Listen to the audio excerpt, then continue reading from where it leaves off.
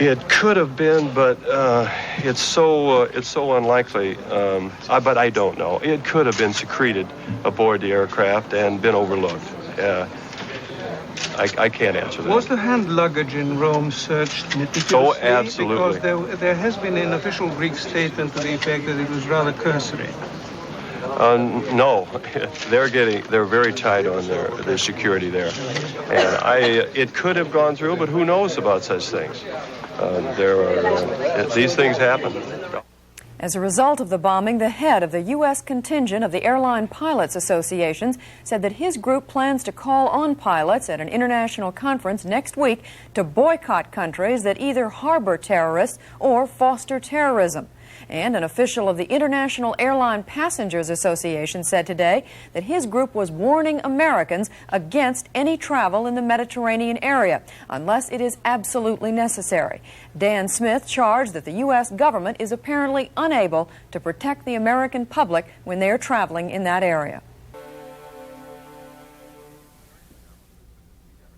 We begin tonight's analysis of the TWA bombing with Israeli Prime Minister Shimon Peres, who talked to me in New York before he flew back to Israel. Peres said the claim of responsibility by the so-called Arab revolutionary cells was an attempt to cover up for the real group. From what I know, the ones who did it is the Abu Musa group, which is located in Syria under Syrian auspices, together with Abu Nidal. And I think they have attempted in purpose to camouflage. In other words, the group that made the calls in Beirut yesterday claiming it was the Arab revolutionary cells was an attempt to disguise the other identity. How do you know this? Well, we pay some interest on that issue, as you may understand, and that's what we believe is the case. Mm-hmm. And what are those, you say they're in Syria, what are their connections with Libya and Gaddafi?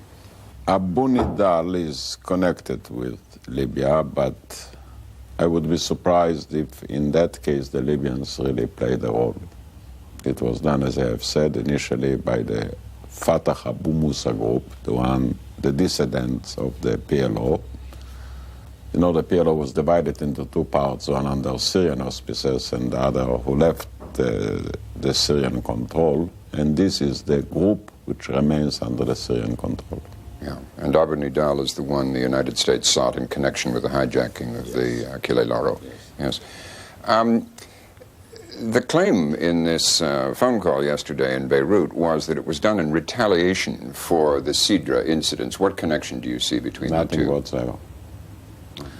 I think they have planned it even before it. This sort of an action is planned a long time beforehand. And again, this is a part of the overall disguise of the group who did it and the reasons for doing so. What are the reasons for doing so, in your view? They believe that terror is a strategy, that they can overpower everybody by killing, by shooting, by terrorizing. And, you know, they don't look for a solution. They look for the continuation of the conflict. Because if you look for a solution, you have some suggestions to make. But if you want to continue a conflict, the only thing that counts is the result of it. More killing, more violence, and so on. You praised the other day the U.S. action in the Gulf of Sidra. How has that helped things? Undoubtedly, that the most dangerous country concerning international terror is Libya. And the most violent person is Gaddafi. He's a killer and he's a liar. And let's call him by the real names. Now, until now, he could have spent all the money he has to act wherever he wanted to and feel that he doesn't face any problems back home. All of a sudden, he was reminded that he has a home to defend and he cannot terrorize the rest of the world without facing the problem of being terrorized inside his own house. That's one point. Then his feelings that he can put the whole world in flames is a little bit exaggerated. The Russians, I believe, kept a low profile. They weren't quick to come and get themselves involved. The technology he has is not the superb technology. So now I think he will begin to be a worried person. And the American action, at least at this stage, was strong enough to serve as a warning and controlled enough not to create an overall provocation. I mean, it was limited to a given purpose. Does yesterday's TWA bombing justify further U.S. action against Libya? I wouldn't say so. I mean, Libya has enough of a record. You don't need any more justifications. But what one can learn from the yesterday bomb is that the precautionary measures that should be taken at airports and airplanes must be increased. Could this have happened to an LL plane? I hope not. Because you assume your security measures? Yes, I think we have good enough security measures, both on the planes and at the airfields. Could the security measures, without going into the details, could the security measures that you apply in Israel to LL planes be practicably applied to American airliners operating throughout Europe? Yes. They could be. Yes, it has a cost. You see, in order to reduce the danger of international terror, you have to act on three different stages. The first one is the preventive stage, namely to gather enough information ahead of time in order to prevent a terrorist or an act of terror to occur at the very early stages. The second is, while they are trying to do so in the different installations, airfields, airplanes, ships, ports, a better watchful eye. And the third stage is a stage of punishment. Because if you won't punish us, as you have to punish criminals domestically at your own home. Punishment is part of the prevention. If this had been an LL plane bombed yesterday, given Israel's record in the past, would one assume there would be some retaliation? We would surely look after the responsible people. We wouldn't stop looking for them and after them, and we would do whatever we can within the limits of legal measures to have them punished. You were so certain of who they were a moment ago. Knowing who they are they so clearly identifiable that retaliation against them is possible without, injuring a great many innocent people around them? I don't have enough information to say that Syria is responsible for the act, but Syria is housing these people.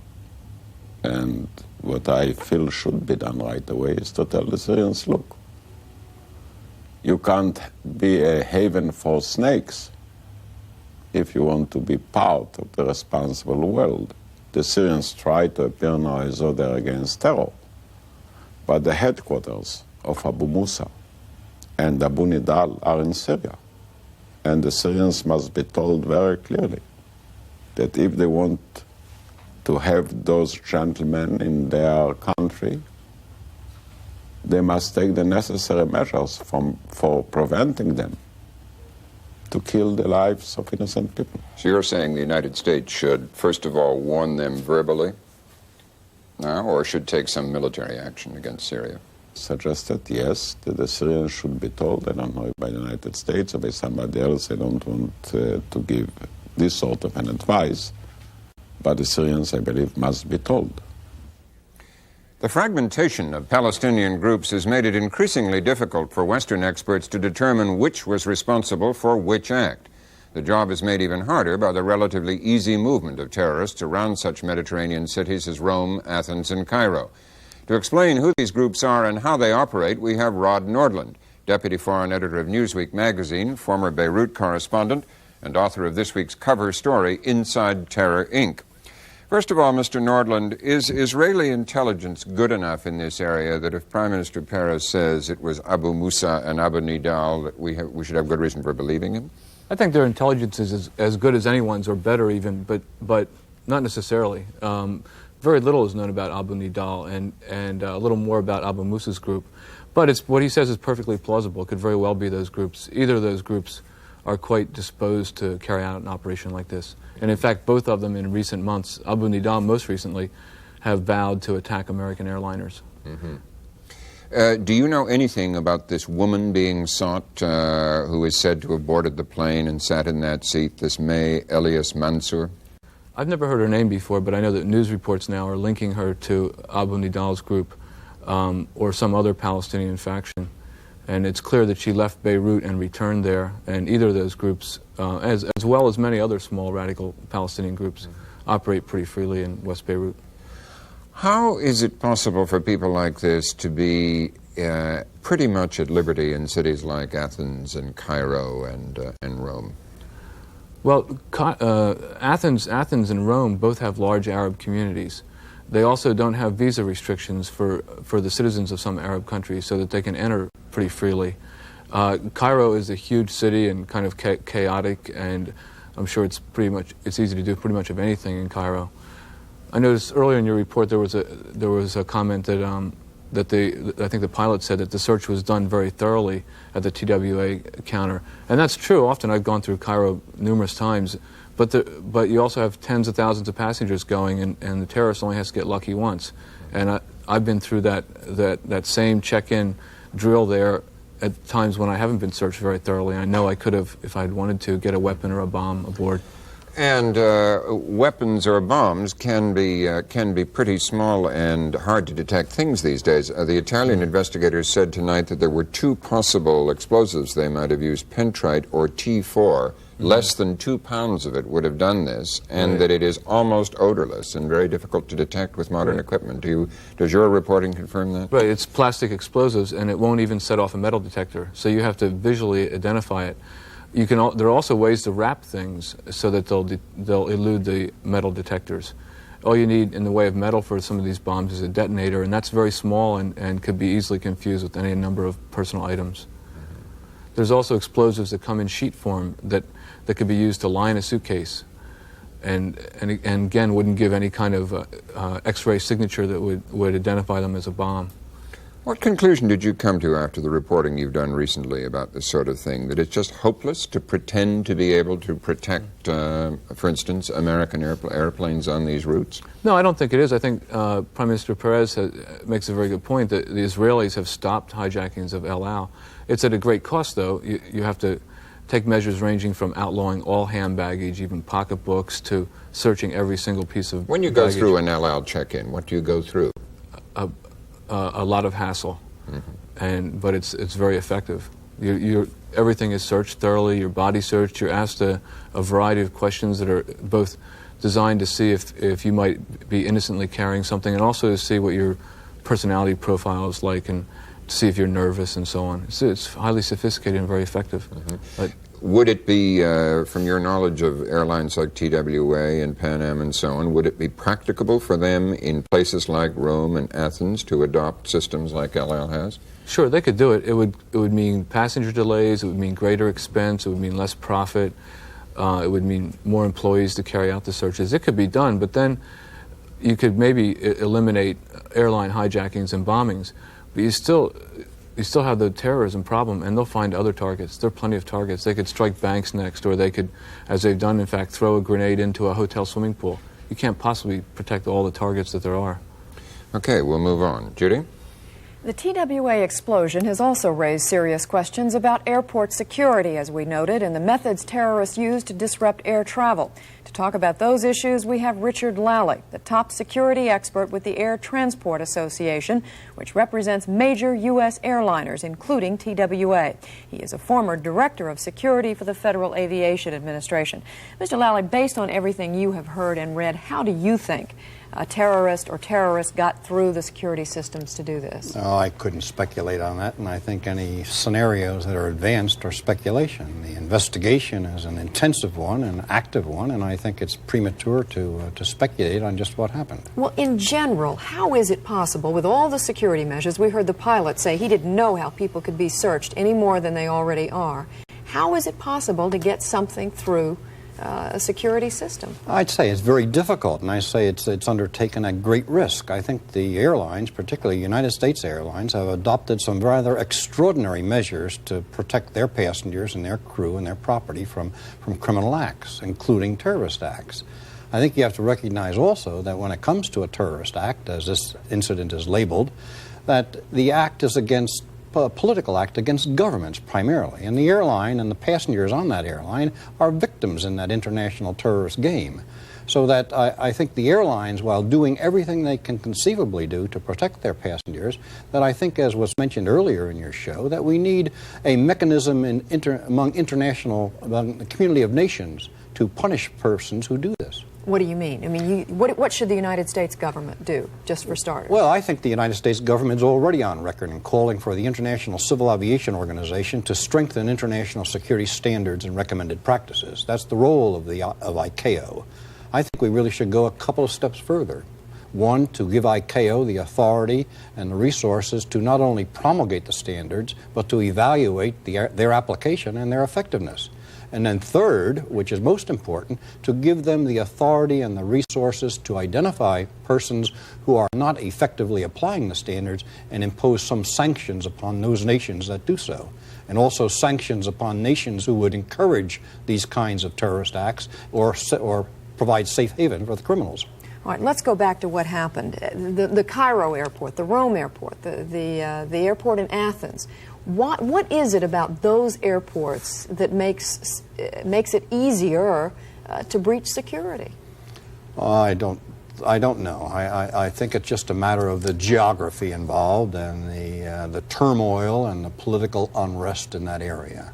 I think that airports and airlines become symbols, and unfortunately, acts against airlines and airports gets extraordinary publicity. Do you think that what's been happening there could happen at any airport? Or do you think that there is less security at these airports based on I think the security at those airports is probably adequate, but I'm not in the business of assessing security at foreign airports. You know, there are people who do that, so I can't comment. I think that the security measures practiced by United States Airlines, both at United States airports and at airports abroad, is good, tight security. Now, the host governments have a significant role to play, in supporting the airline security measures and in providing a secure ground environment into which they operate. And that's all part of the scheme.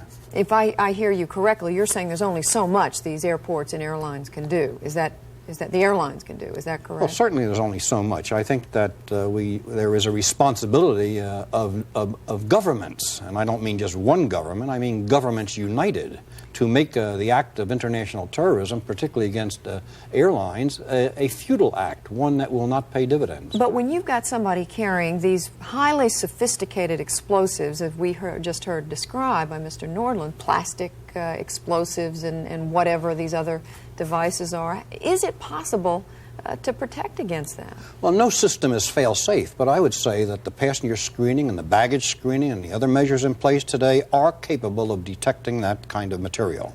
Even the plastic? Even the plastic, because the plastic by itself, is not dangerous at all. There needs to be other components, and by itself, plastique is not going to do any damage. But we do need, and the United States government has recognized it, and the Federal Aviation Administration is leading the effort. We do need techniques to efficiently and effectively detect explosives in the aviation environment. Fortunately, it's reported... You mean beyond what already is? That's right. I mean a technique using latest technology that will detect explosives in the aircraft environment. And there are some promising techniques. So you're saying there's not adequate security to protect against that sort of thing now? No, I'm not saying that. I'm saying that the measures we have now are effective given the tools that are available, and I think they are effective. What I'm saying, it will make the job much easier and better conducted, more efficiently and more effective if we can bring these techniques out of the laboratory and into practice in day out life. Mr. Nordal, let me bring you back into this. If the sort of things that Mr. LALLY is describing were brought into effect, how much would that protect additionally against terrorist acts? Well, as I understand it, the kind of technology he's talking about is extremely expensive, and I'm not sure that it's nearly at the point now where it'd be very practical to have it. I think so far the best thing has been really thorough hand searches. And so far, a lot of airports with heavy passenger volumes just don't seem to be willing to go to that extreme. And even then, the best hand search is only as good as the hand searcher, and you only have to get sloppy once for somebody to get through. They're not willing to go to that extreme, you mean because of the inconvenience it creates for passengers, or what? Inconvenience, delays, necessity for extra staff, higher costs. Is it your experience? Go ahead. No, I would disagree with that. The airline industry, and I think the aviation industry in general, security is considered synonymous with safety, and there aren't any corners cut. So if the cost is X dollars to perform something that needs to be done, that's paid. And the inconvenience to passengers is regretted. And in aviation security, that's the challenge, to maintain a balance between operational requirements, passenger, personal liberties, facilitation, and security. And that's a changing condition, and one that needs to be followed day by day and location by location. Mr. Lally, do you have reason to believe that the bombing, the type bombing that we saw on this TWA flight is what we're going to be seeing more of in the future, rather than the hijackings, the more general acts against persons traveling? Yeah, I think we're going to see more of it. There really isn't any way to totally protect against it. But I'd like to just back up a bit what Mr. Lowry said. I think why have the Israelis at Tel Aviv been so successful at stopping terrorists, and Rome and Cairo and Athens again and again in the last year have failed to do so? And I think there's a lesson there. But nonetheless, I mean, there is no absolute way to really protect against these incidents, and they're bound to happen again. All right, well, I would agree there's no fail-safe system, but I think to compare Israel with the United States and to compare El Al as an airline with the U.S. airline is apples and oranges. Israel is one airline, one airport, a small fleet of aircraft with limited service. The United States is talking about 100 airlines, 400 airports in the United States alone, 1 million passengers a day. So the scope and the magnitude is vastly different. So you're saying it's just not feasible for American-based airlines, U.S.-based airlines, to do what the Israelis I'm saying, number one, I don't see the need that the Israelis have, and I think our societies are sufficiently different too, so that's obvious. But I'm saying that to do what the Israelis do to United States air transportation system would have a very drastic effect on the service provided. It wouldn't be the same. And do you think the airlines would be willing to do that? The airlines will be willing to do whatever is necessary to maintain safety and security. But what I'm saying beyond that is that what we're talking about are political acts aimed at governments. These are political statements. And I think there needs to be some united governmental action that is at least the equivalent of the measures that the airlines take to protect themselves. And this ought to end up in an international mechanism to identify and sanction nations that do not do what they should do. Well, Mr. Lally and Mr. Nordland, we thank you both for being with us. Robin? Next, we return to our interview with Israeli Prime Minister Shimon Peres, in which he discusses wider questions about the Middle East. He told me he intends to honor the agreement he has to hand over the Premier's office this fall to his right-wing coalition partner, Deputy Prime Minister Yitzhak Shamir. I asked Peres whether he thus considers himself a lame duck Prime Minister. No, I don't think so, because you see here, where many people are wrong. We don't have a normal cabinet.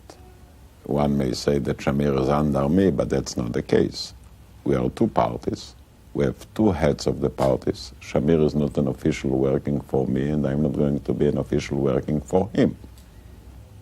He is a leader of a party. I'm a leader of a party. And we can keep the government together unless and until we shall respect the guiding lines of the government. So, I mean, it's not a normal setup. If Shamir is rejected by the Herut party as their leader, and there have been, in recent meetings, a lot of dissension over his leadership, is the deal off? If he's no longer the Herut leader, is the deal off on rotation? I would be careful not to answer to any ifs, so I won't get myself mixed in the affairs of another party. The only thing I can say is that the agreement has names, not just positions. Does the imminence of your stepping down under this rotation agreement put additional pressure on you to get something going again in the peace process with Jordan and with the Palestinians? No, I would do it even if I would have more time. The fact that we would have more time does not permit us to waste it. I'm not going to remain passive. I mean, whatever my new post may be. But then let's remember that the maintenance of the peace momentum is part and parcel of our agreement. I mean, what is the sense to be a member of a government if the government doesn't have the right policy or doesn't have a policy? Just to remain in the government doesn't make any sense. Is there any point trying to get anything started now with the United States declaring itself in a reflective mood about the Middle East, with Jordan having given up on the PLO, with your appointee as the mayor of Nablus having recently been murdered and discouraging other Palestinians from accepting mayoral posts there? Is there any point right now in trying anything new? Yes. I think reflection is a nice expression, but I'm afraid it's not reflection but skepticism. And I think skepticism is detrimental to the peace effort. In order to have peace, you must have a climate oriented on peace. And for that reason, I think we have to try some new openings, and maybe there are more than it meets our eyes here and there. And just to be a little bit more specific, I believe, we have to conclude our negotiations with Egypt successfully. It's very important for the overall peace sentiment in the Middle East. I think we can do take some new measures on the West Bank to improve the quality of life and again to keep the door of peace open. Can I interrupt you there? It's reported that the U.S. has agreed to fund a $600 million effort to improve the quality of life on the West Bank. Is that correct? I don't think so. $600 million sounds to me as an inflated number. Have they approved some other number too? I think small amounts of money, which we welcome. I mean, we say to the West Bankers and to any international or national countries or institutions that want to act in order to improve the economic situation of the West Bank, that they are welcome. And what is the third point that you... The third point is now, I believe there must be an international effort to help the Mediterranean countries economically. I believe that out of the three major issues facing today the Middle East, which are the ongoing conflict between the Arabs and Israel, the ongoing war between Iran and Iraq, and the dramatic change in the income from oil, it is the economic aspect of the Middle East which is becoming the overriding problem. You have proposed this, what's being called this Marshall Plan for the Middle East. Is that falling on receptive ears in Washington? Yes, sir. I don't suggest this time that the United States will finance it. You know, I know that you're in a Graham Rodman mood, and I shall be very careful to suggest to spend more money. But I do believe that the Europeans and the Japanese will make this year $70 billion because of the drop in the price of oil. Now they will need the oil of the Middle East in the future. You know, on 400 square miles in the Middle East, you have half of the known resources of oil. And if the Middle East will go in flames, so will the oil. And there is no sense to invest so much money in physical installations, in refineries and pipelines, and so little attention in the political stability. From what I've learned is that Jordan has a foreign currency reserve of $400 million. Syria, $50 million. Egypt, $900 million. Nothing, in other words. Yes, and you can't escape the problem. Neither can you postpone the effect of it upon the normal and stable positions of many governments in the Middle East.